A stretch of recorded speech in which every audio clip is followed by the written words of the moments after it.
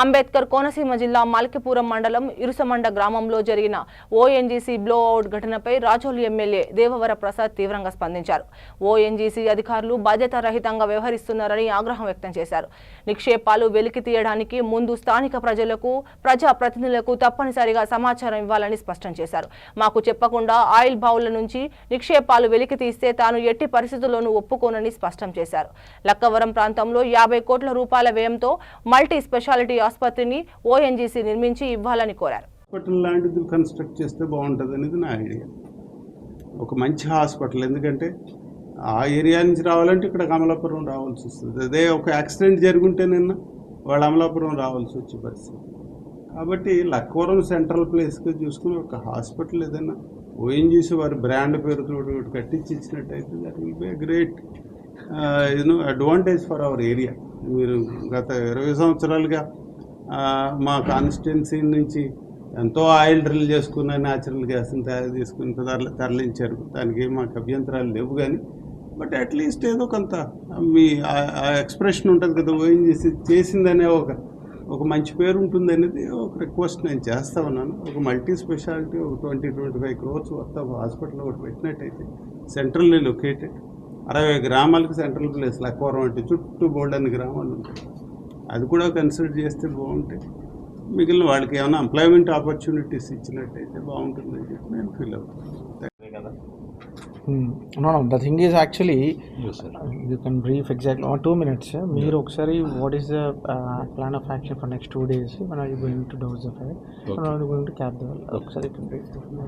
So, good afternoon to all my media friends.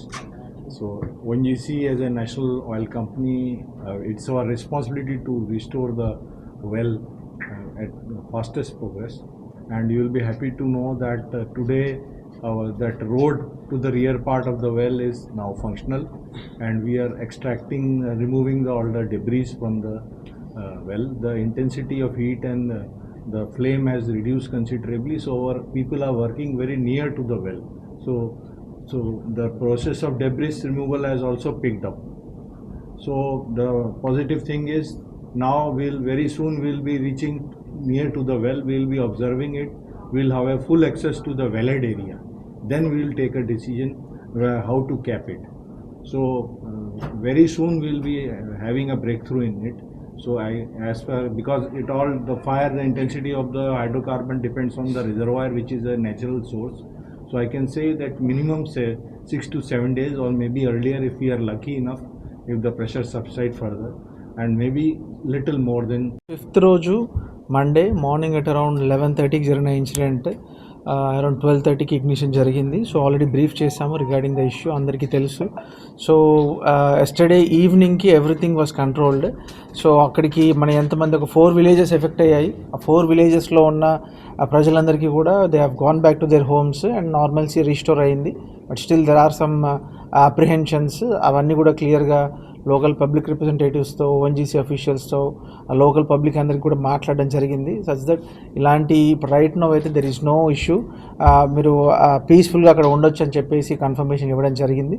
Right now enumeration of households have been evacuated.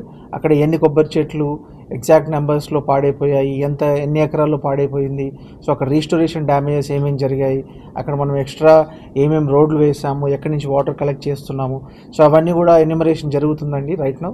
So from the ONGC authorities చెప్పడం ఏంటంటే right now everything is under control. So వాళ్ళు almost 4 to 5 pumps operate చేసి అక్కడ ఆ temperatures అన్ని reduce చేసి almost ఆ యొక్క వెల్కి 10 meters రేడియస్లో దే ఆర్ ఫంక్షనింగ్.